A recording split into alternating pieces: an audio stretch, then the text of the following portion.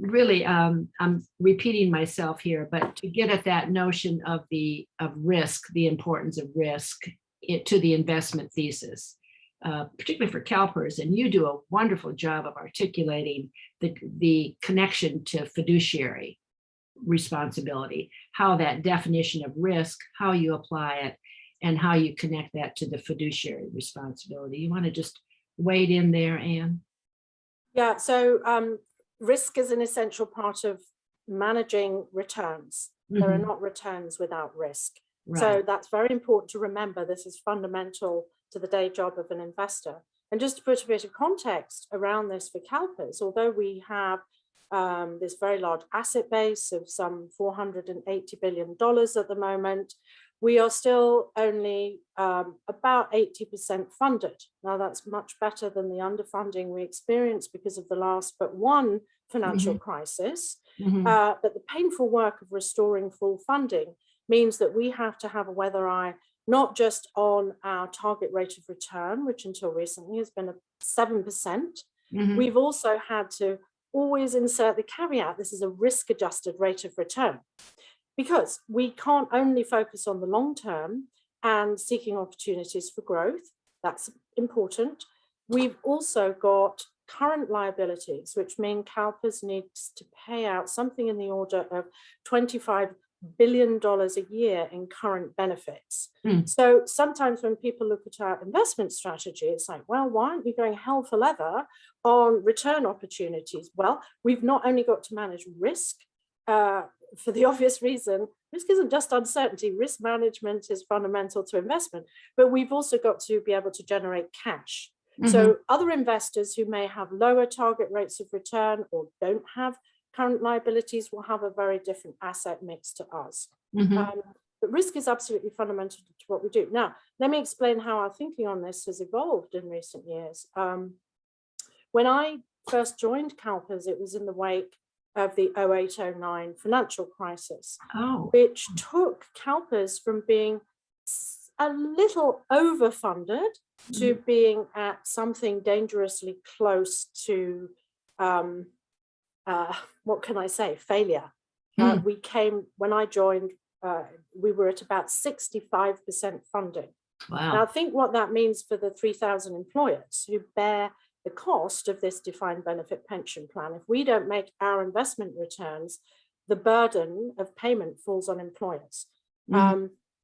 So what we did in rethinking how CalPERS was going to create sustainable long-term value and maintain our ability to pay cash, it's a very demanding job that we have on the investment front. We went back to the drawing board to rethink what investment means and what our investment beliefs are, and developed for the first time a set of investment beliefs that really set the stage for all the work that we've done on sustainability. Now, the first investment belief rightly said our liabilities need to drive how we deploy assets. Sure. Said and done. The second was to articulate that as a long-term investor, we both have an advantage because of that, but we also have responsibilities to engage policymakers, managers, companies, and so forth. The third investment belief was about our responsibility to be responsive to stakeholders. And then number four, I think it was really innovative, and it's been copied by others since then. But we said that in the investment process, we need to ensure effective management, not just of one form of capital, financial capital, which is the traditional job of an investor, but we also need to ensure the effective management of human capital and physical capital. In other words, the natural assets in the environment, which are essential to prosperity and to investment success. Now, as we look at the looming danger and present impact of climate change, and we see what the pandemic has brought by way of social dislocation, we see the focus on concern for racial justice, for gender equality. People would say, well, of course, human capital matters, and of course, physical capital matters. But what we did back in 2013 was adopt this concept of the three forms of capital to guide our investment strategy. Was that your idea, Anne? Was yes, that your idea? I mean, my background originally, is in economics. That's partly what I studied when I was an undergraduate many, many, many years ago. So this is really a way that economists think about the firm. So it's borrowing from that and adapting it into an investment concept. And we write more about this in the book that was published recently with Satyajit Bose and Dong Gao at Columbia University. However, if you accept that there are three forms of capital that matter to long-term value creation, what follows from that is that your job as an investor, thinking both about capital allocation, thinking about stewardship, it naturally builds out afresh a new agenda for investment, because we then need to ensure, for example, that board members for companies and the leadership in investment management firms is able to address this understanding of where value comes from. It also means that companies and also regulators need to ensure that we are getting the corporate reporting around these three forms of capital that inform our understanding of value creation. Now, we skip a few investment beliefs, go a bit further. There are only 10, but I won't go through all of them. But one of the investment beliefs says as follows: risk for CalPERS is multifaceted and not fully captured through traditional measures such as tracking error and volatility. In other words, those measures are important. And then in the sub-belief, we set out some of the issues that we see are risks to the system that aren't fully captured through those traditional risk monitoring tools. We talk about demographics, climate change, natural resource availability. And of course, that can be everything from fresh water to rare earths and minerals. But what we're getting at there is, in a way, a companion piece to our understanding of where value creation comes from with these three forms of capital, is an understanding of the multifaceted nature of risk. And really that then set the stage for us to say, well, if this is our set of investment beliefs, how do we put this into practice? So we first commissioned an extensive review of research and evidence under something called the Sustainable Investment Research Initiative, or SIRI for short, which was before Apple chose that as the name for their robot voice, but they've never followed up and challenged us on it, which is very nice.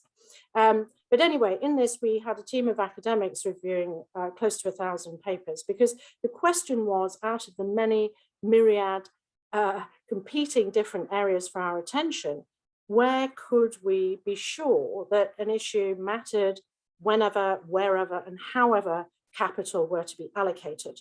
We did a sort of stock taking exercise when I first came and counted no less than 111 different initiatives that might be under the umbrella acronym of ESG. So getting a strategy that integrated this thinking in the investment beliefs around three forms of capital, around multifaceted risk.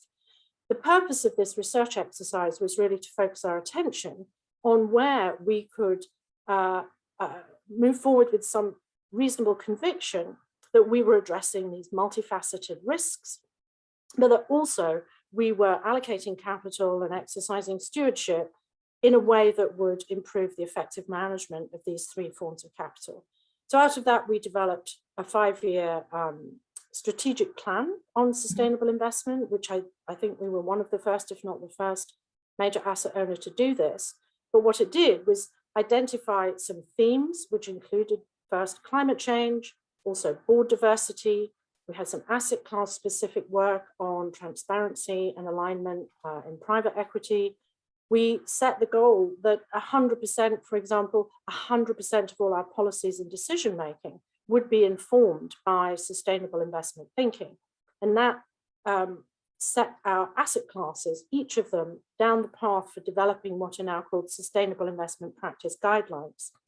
A further important area was, and it came really through that first research project, the SIRI 1, was really the barrier to our understanding of the potential for value creation, of the drivers of risk, was the poor quality of data and corporate reporting.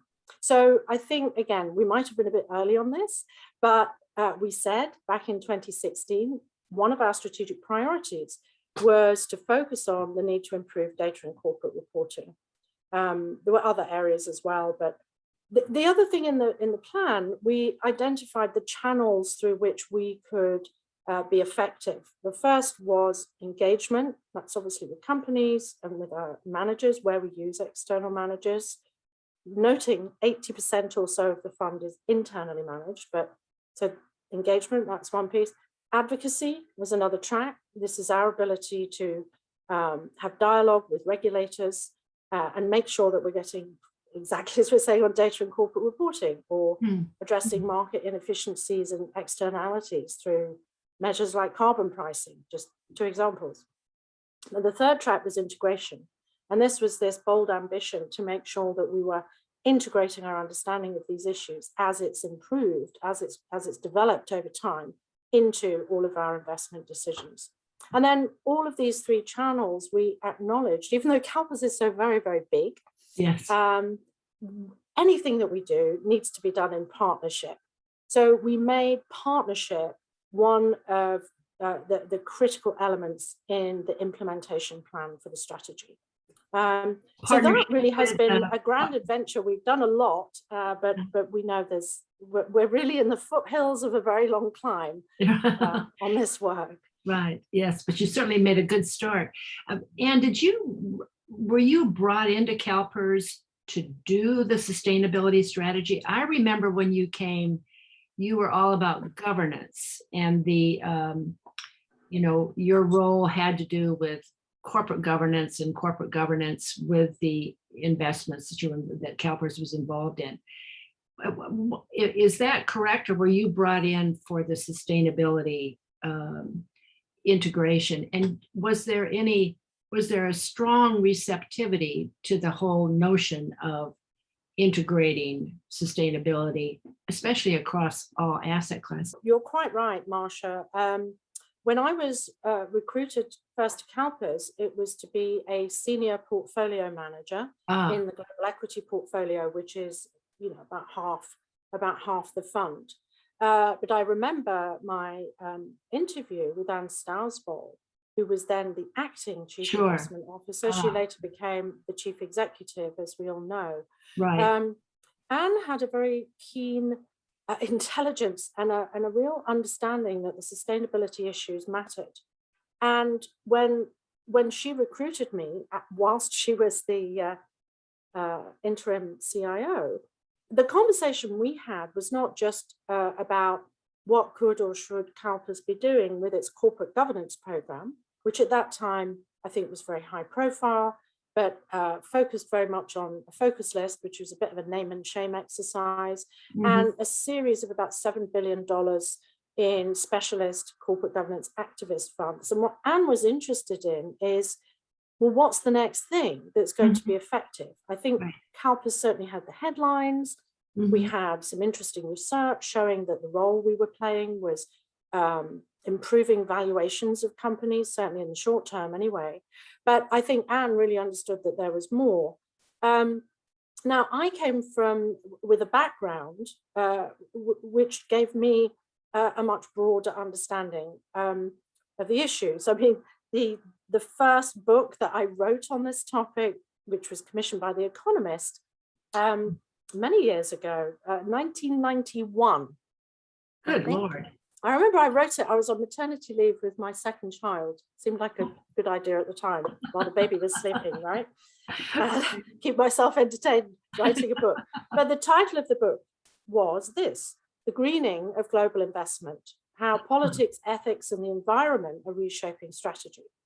So I was already on the record out there thinking more broadly, and I was working at an investment firm that was set up by public pension funds in the UK to address this broader range of issues, called the Pensions and Investment Research Consultants Limited, which is still going and still very successful. And the vision at that point was that investor stewardship was needed, not just to protect the financial returns to pension funds, but there were pressing ethical issues around, for example, British pension funds investment in South Africa, also concerns about job creation. The stock market was flying ahead and manufacturing industry seemed to be falling apart. So the issue of the real economy was in the mix of concern, and of course, environmental issues. So really, there wasn't language at that time, which we now have, to talk about sustainability and responsible investment and so forth. But my background at PERC certainly brought me into this world with a with a much broader arrangement of thinking. I'm not sure that's actually a phrase, but a broader set of assumptions and presumptions and experience. And I also wrote another book some years after that called Fair Shares, the future of shareholder power and responsibility. And that was looking at the idea that stewardship, that ownership of corporate assets implies responsibility for investors. In other words, investment is not just about chasing returns for a private benefit. There is a public good that needs to be attended to, which is the role of finance in wider society and the economy. And I wrote that book with Jonathan Charkham, sadly now missed. He passed on some years ago, but he was the chief advisor to the Bank of England. He was the secretary to the Cadbury Committee, very much a grandee of the City of London. So I think, and then from PERC, I spent 5 years at the World Bank. And there I was setting up and then leading a project which was helping emerging markets work out how to improve their access to capitals, financial sector reform. So again, I think when CalPERS came looking for somebody to take over the corporate governance program, in a way by asking me to come over to California to do it, they sort of got a known quantity on their hands because I've been working on issues around labor rights, human rights, development, environmental issues, and of course, all framed with this idea of not just shareholder rights, but shareholder responsibility. So, really, I have to thank Anne Simpson and the board, because the board has really driven this agenda at CalPERS over the years. In my current role, I have a twin responsibility. I report to our current chief executive, Marcy Frost. And she understood that CalPERS' own governance is going to be, and always will be, critical to our own performance. So a couple of years ago, I moved into the office of the CEO in order to take on a role with board governance and strategy at CalPERS. And then last year, a new managing investment director position was created, which would bring the sustainability agenda, the investment strategy on sustainability, and pair this with the board governance role that I have. So I report to the CEO, have a dotted line to the chief investment officer, and as you know, and I sit on the investment management committee. So I think it's quite an unusual role, but it gives me a very close relationship with our board, who obviously are our governing body, and we're accountable ultimately to them as CalPERS fiduciaries. But it also, I've got my branches with the CEO and the board, and I've got my feet, my boots maybe, my boots are on the ground in the investment office. Well, in a way, it's making sure CalPERS walks the talk. I mean, that having that dual responsibility makes sure that CalPERS is doing, moving forward on this. But I'm going to go back to risk, if I can, just for a moment. Did you, well, before I ask that, let me ask, was there any pushback within CalPERS to this notion of integrating the ESG strategy across all asset classes? Or was there any pushback from the perspective of a different notion of risk? Did you encounter, or was it pretty seamless? Did you have support from the then acting CEO, later CEO, and the board? And was CalPERS really in lockstep with you pretty much throughout those early days? Or was there an evolution that had to take place? I think, like with all very big portfolios, this work's been an iterative process. Sure. And the important thing in the approach that we've taken is to acknowledge that we understand the why, but we don't know the how.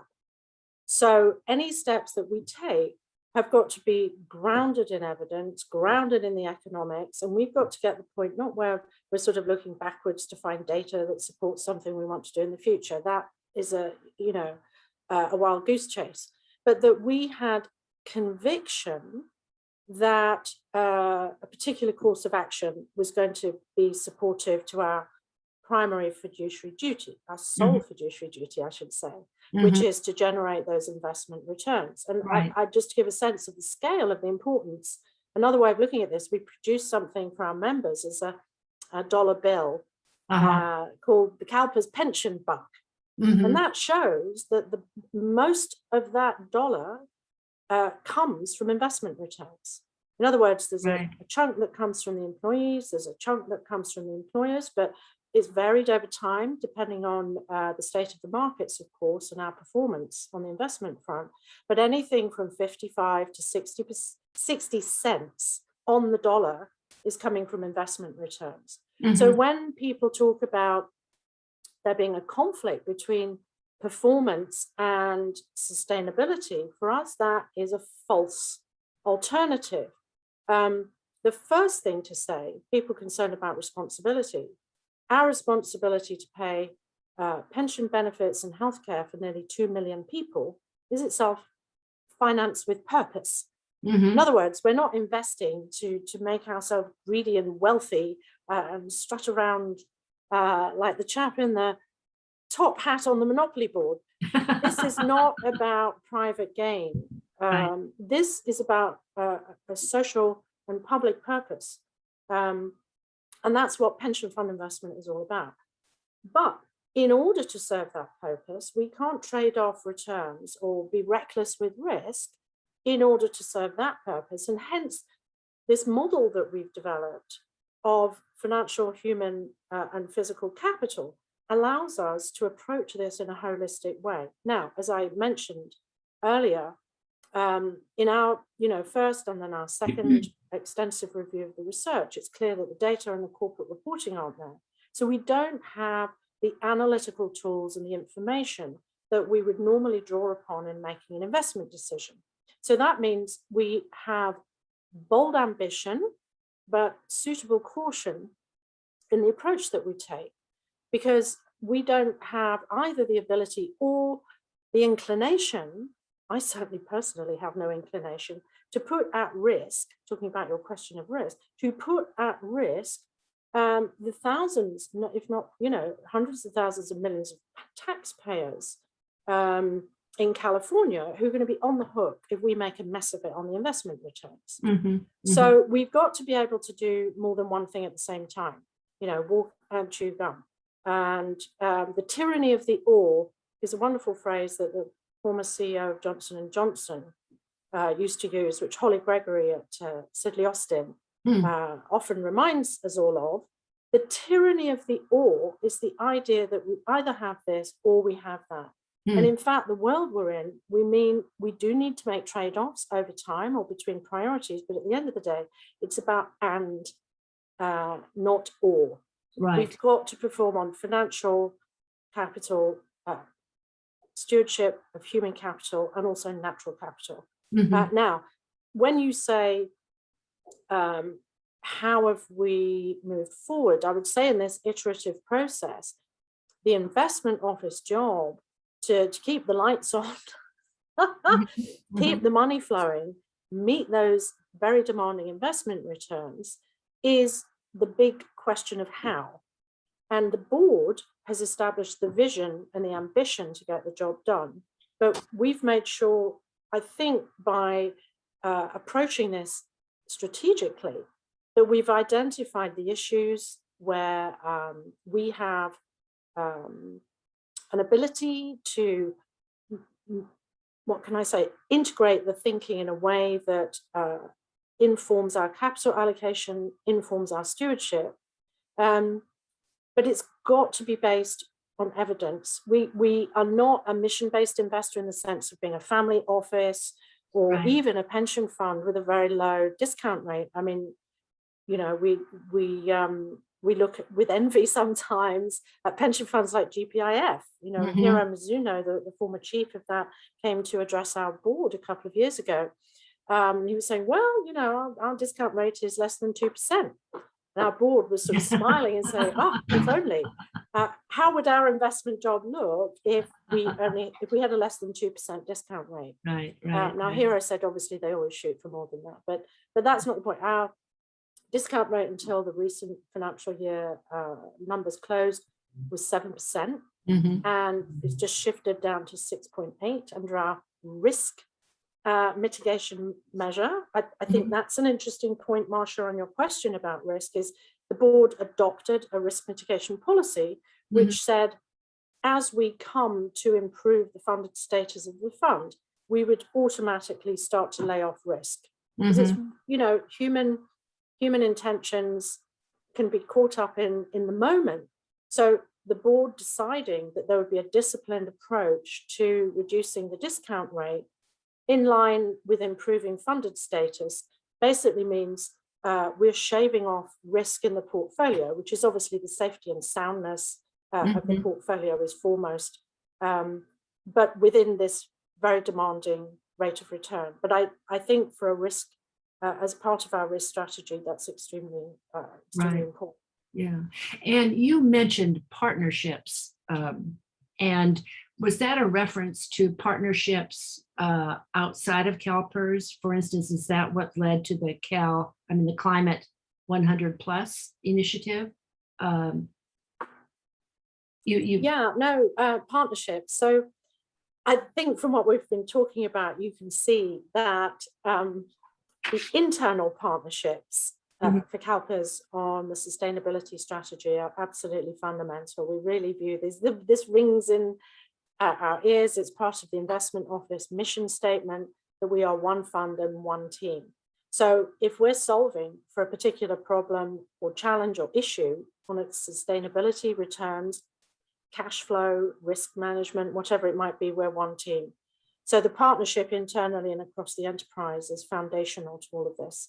The external partnerships really reflect the fact that whether we are advocating with regulators, which we do, we had a strong presence on the SEC Investor Advisory Committee. I served there until November when my term expired. Right. My colleague James Andrus sits on the IFRS Advisory Council. I preceded him in that role. I sat on the PCAOB Investor Advisory Group. James has just been appointed to the steering committee of FASAC, which oversees FASB. So CalPERS has always understood the importance of regulators. However, it's no good CalPERS, however big, bold, or loud, coming forward to say this matters to investors. We need to be part of a choir of investors. We're not soloists. We need to be in a choir. And so on regulatory work, that's very important. In terms of engagement, most investors follow, the good advice of modern portfolio theory, and they have diversified holdings. And that basically, in common parlance, says don't have all your eggs in one basket. So by distributing your eggs around many baskets, you're not ever sure which egg you need to be wondering about or watching over more carefully. The beauty of having a partnership strategy for engagement is that you can identify common goals with other investors. And so even if you're working individually as fiduciaries, you can drive towards that. And I think you're mentioning a good example of that approach at CalPERS was the forming of Climate Action 100 Plus. Now we say we're $480 billion pension fund. That's a drop in the bucket compared to the broader financial markets. Now that initiative now represents about $55 trillion in the signatory base. So it gives you a sense of what partnership can reach out to include. But the way this came about was CalPERS, in particular, was going to Paris to be part of the finance track negotiations in 2015. And PRI had made the call that signatories to the PRI should conduct a carbon footprint of their global equity portfolio. And we thought, yes, absolutely, that we should. Priya Mather, then on the board of PRI and on the board of CalPERS, was very much driving this and saying, rightly, we can't be out there wagging our finger at companies about doing carbon footprints and reporting if we don't know what we own in terms of carbon emissions in the portfolio. So we carried out to the best of our ability, bearing in mind the paucity of data and the need to estimate, guesstimate, or model, as it gets called. It sounds a bit fancier, but modeling emissions for non-reporting companies. But we found in our then 10,000 holdings globally, less than 100 of those companies were responsible for about 80% of the emissions that we owned. Now that is a great example of how data are needed to give you any understanding, not of why something matters, but also how you can then tackle it. Right. So we then had a series of private meetings hosted by the French ambassador to the UN, François Delattre, and Sophie Lelias, who allowed us, they're very generous, hospitable facilities, wonderful French hospitality. We had a series of meetings with our fellow asset owners, investors, the UN Environment Programme, Finance Initiative, and the regional networks focusing on this agenda. Ceres, the Institutional Investors Group on Climate Change in Europe, their companion organizations for Asia, for Australasia, and also the PRI. So we set out this data to say, look, if this is true for CalPERS, it's probably true for others as well. So we then worked on what could or should be the agenda for those companies, which we named systemically important carbon emitters. And this is borrowing from the idea in financial markets that there are systemically important financial institutions. Sure. And I remember having tea with Mark Carney when he was the governor of the Bank of England and saying, look, the idea of systemically important financial institutions, back to your idea of risk, we think applies to carbon emitters. In other words, if these 100 emitters don't get their business strategy aligned with the Paris goals, everything goes off a cliff. And just to give a sense of the scale in absolute numbers, if you just look at the direct emissions, scope 1 and scope 2, direct emissions only, scope 1 and 2 for those 100 companies, they are the third largest source of greenhouse gases on the planet. Number 1 is China, number 2 is the United States, number 3, just 100 companies. Now, working out the goals for those companies was initially quite straightforward. So 1, a governance goal. In other words, we need climate competent boards. Hence, you'll see the appointment of 3 new directors at Exxon this season, which was supported by CalPERS, and the Climate Action 100 Plus signatory base was instrumental in that result. The second issue that we focused on was targets. However big emissions are at the moment, we needed all of these companies globally to set net zero targets for at the latest by 2050. That's a huge thing. We have over half of the companies agreeing to that, by the way, by now. And the third, of course, congratulations. Wow. Tell us all about it. So TCFD, of course, and now building it into accounting and audit. We've now drilled down more deeply on each of those 3 goals by developing what we're calling a net zero company benchmark that we rolled out at the beginning of the year. And this provides 10 measures which are time bound, and they include CapEx, back to our 3 forms of capital, financial, human, and physical. The financial capital needs to be tracked alongside the emissions reduction. And we also had a placeholder for human capital for the just transition, which is set out very forcefully as an ambition of the Paris Agreement in the preamble, but often gets forgotten or thought about as an add-on. But this is the notion that in the transition, there needs to be attention paid to the impact on workers, on communities, on supply chains, and particularly on vulnerable groups. So we are just completing a consultation on a set of measures around the just transition, and we're working in partnership, another partnership, with the Vatican's Vatican-supported Council on Inclusive Capitalism, so that we can sort of tile this together. So this benchmarking of progress is extremely important, but the reason that we are being able to drive this forwards is, you know, the role, the size, the involvement of big investors. And I think what it shows very clearly, although perhaps when I came to CalPERS, these, and I, you know, credit to Anne Simpson for her vision on this, although these sustainability issues were perhaps thought of as at the sidelines or something for the Europeans, it's now understood globally as fundamental to the capital markets. In other words, what we really are witnessing is a sea change, you know, in the best Shakespearean sense of bringing something rich and strange. Right. So it's strange because it's new, and so we shouldn't be fearful about not understanding everything that's going on. We've got to stay humble and curious, but also very disciplined about evidence, because that's the way that we're ultimately going to have an impact. And the way I'm sorry to hop in here right now. Just on the notion of materiality, double materiality, how do you square those concepts with your approach and the risk approach? How do you factor those in, particularly on materiality? Just yeah, thank you. The question of materiality is beguilingly simple. And, you know, I have to applaud the Sustainability Accounting Standards Board, right, led by a former CalPERS executive these days, right. Janine Gilliot. But what SASB identified is that the improvement in data and corporate reporting needed to be driven by materiality. However, the question is then, well, how does that get defined? Now, in the US, FASB, this is the Financial Accounting Standard Boards, the approach is to look at what is going to have an impact on the financials at the company level, the issuer level, as it gets called.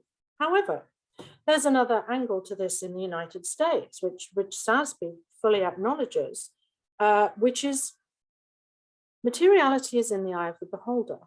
And the Supreme Court has judged, so that's superior to FASB in legal terms, the US Supreme Court has ruled that materiality is defined by what a reasonable investor would expect for their decision making. Now, the reasonable investor in this case is CalPERS. So we've got 100-year liabilities. We are a universal owner. That means we own a little piece of everything. There's nowhere to hide. We're just too big. So materiality for us will roll up at the portfolio level. We've kind of diversified to many different holdings. So the issuer level materiality in a way has been somewhat mitigated.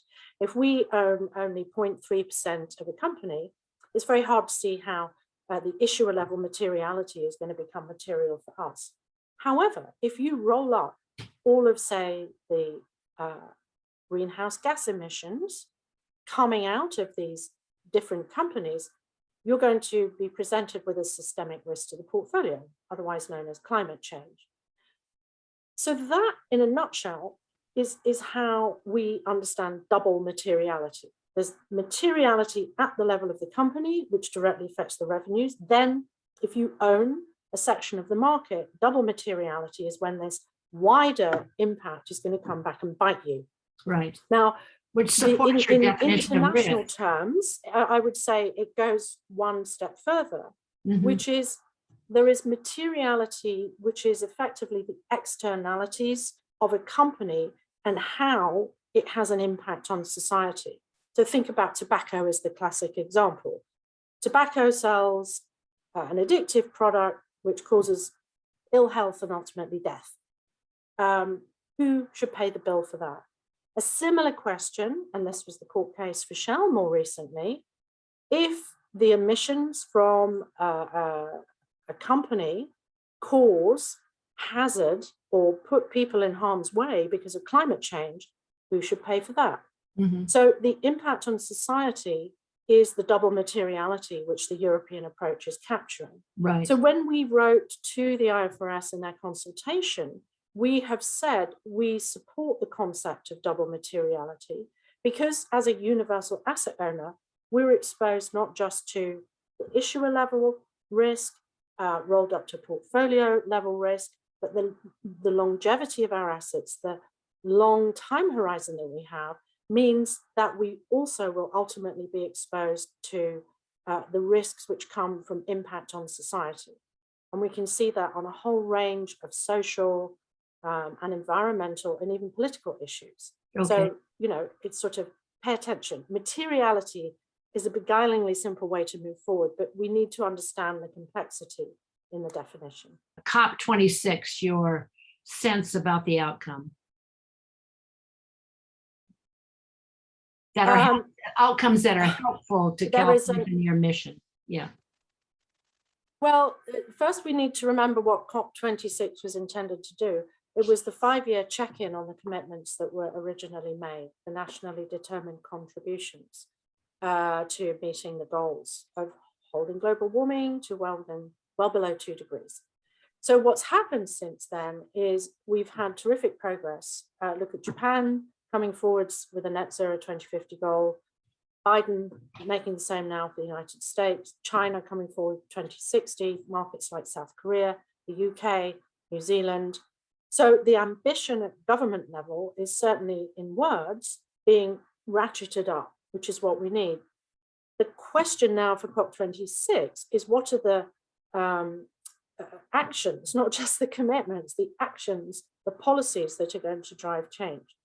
On the financial markets, we're looking for 2 things that are still missing.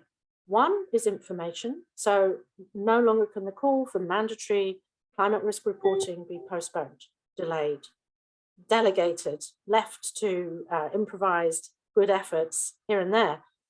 For IFRS and for the SEC, this is now mission critical. So we expect COP26 to provide commitment on that. And we know that the COP26 team has been working on what's hilariously kind of called a roadmap. Maybe it should be a pathway for more than electric vehicles, a pathway for walking, bicycles and other modes of transport, low carbon style.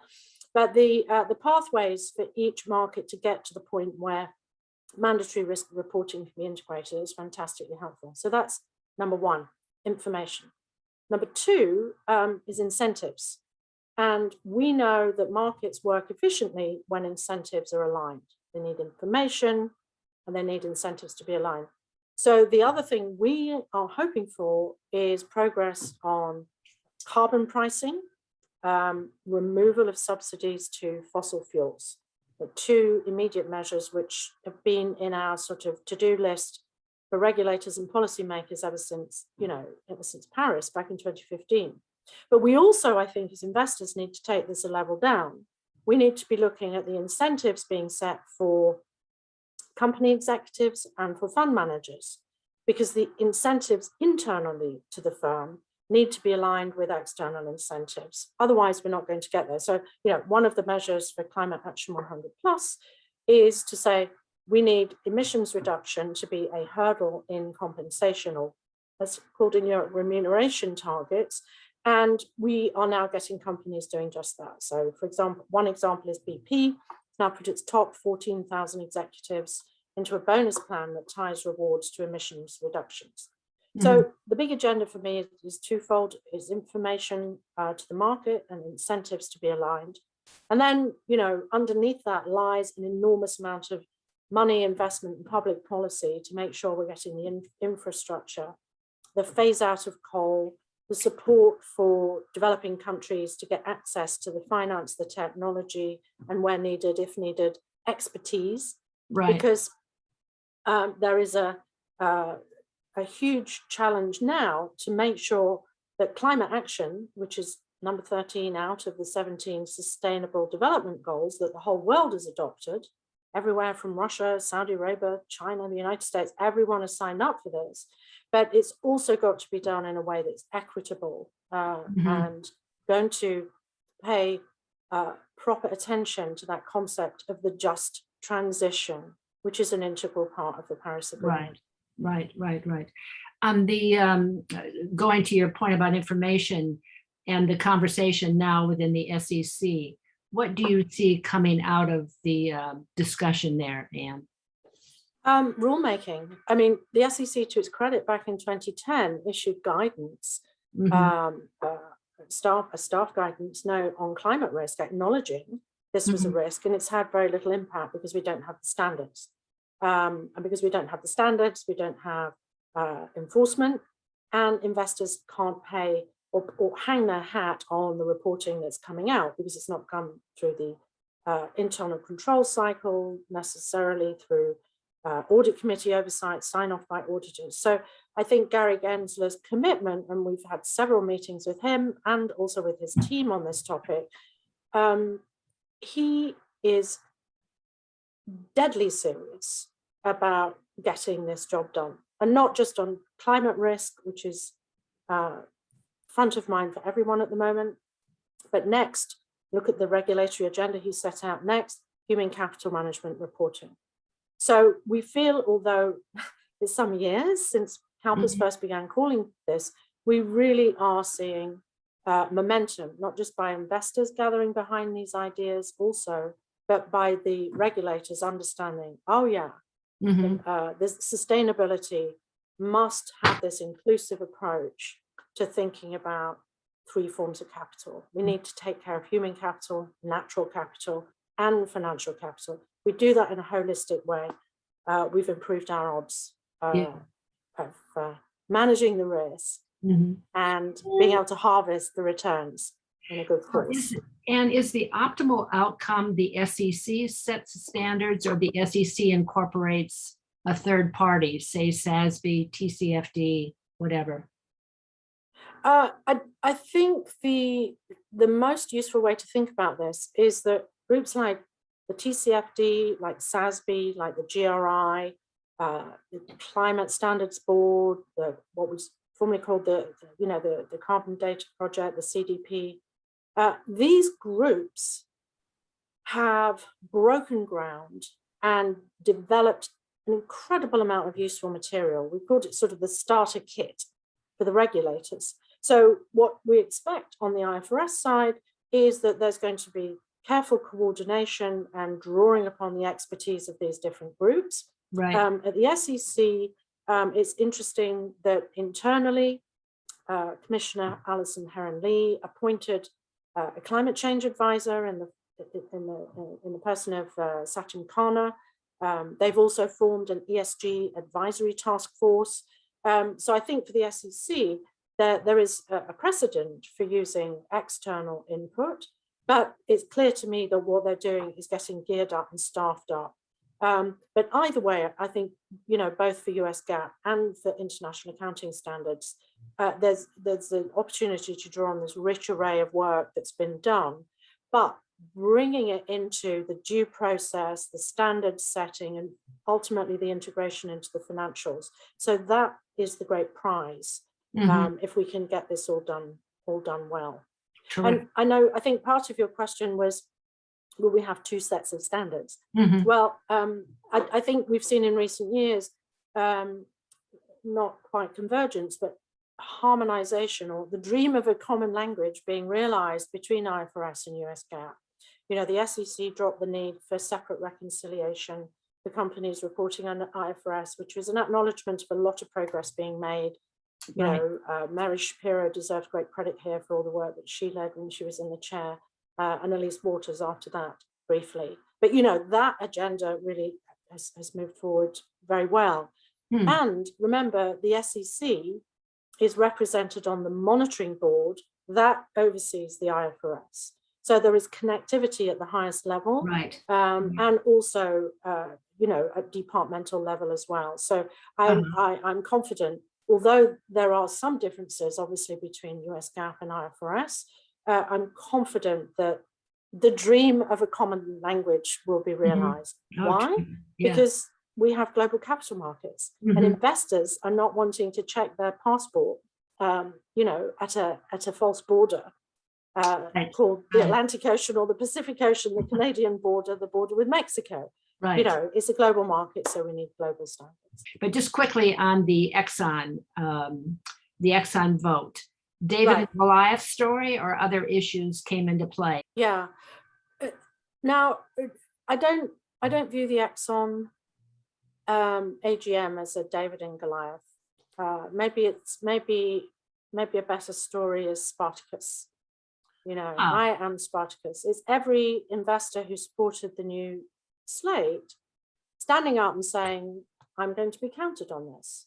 And also it follows years of engagement by very large investors with Exxon. And, you know, we've seen big managers like BlackRock, for example, voting against certain board members because the lack of engagement with investors has been, you know, one interpretation of that decision they made. CalPERS has voted against board members. We've supported and run campaigns also on issues like majority voting. So we have the ability to vote against board members, and the United Brotherhood of Carpenters ran a proposal on that back in 2016, which almost passed. Exxon made the change, but if we'd not gone through these earlier years of establishing governance rights, we wouldn't be in a position now to be able to remove directors and to bring new ones forwards. Now, the strategy and the approach developed by Engine One was nothing short of brilliant. They identified Exxon as the company ready for the tipping point into something better.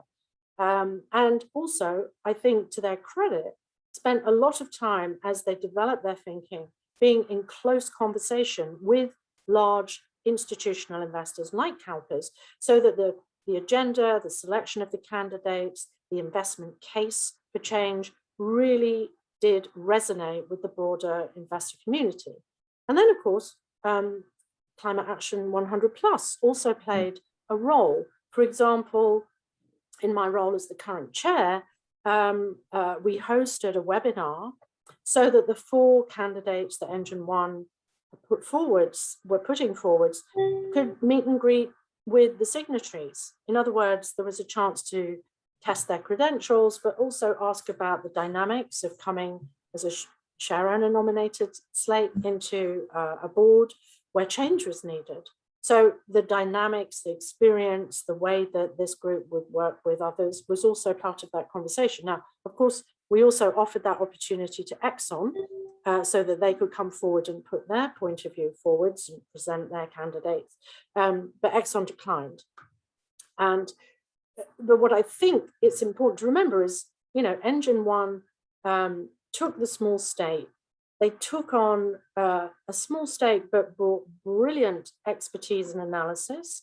They also really responded to institutional investors' concerns to have seasoned, experienced board members from the full range of the energy industry, old and new. You know, Greg Goff from Big Old Oil, you've got Kaiser, you know, bringing brilliant expertise from European renewables. So what we saw the need for at Exxon was to boost the climate competence of the board. So this is perhaps more, as I said, this is more a case of investors stepping up as fiduciaries, both to manage risk, but also seeking for a restoration of the company's financial fortunes. So, you know, we applaud the great work that Engine One has done. And, you know, I would disagree with, you know, one of the Exxon board members was recently interviewed saying, well, this won't make a difference. It's like, really, if we don't think boards of directors make a difference, then capitalism is in deep trouble. Right. I read that interview. So we still consider the quality of the board, in other words, independence, competence, and diversity are our first defense on risk, but they're also our best chance in terms of building, you know, the returns that we need ultimately to pay pensions. Terrific, Anne. I can't thank you enough, really and truly. I've run up right against your 11 o'clock hour. Thank you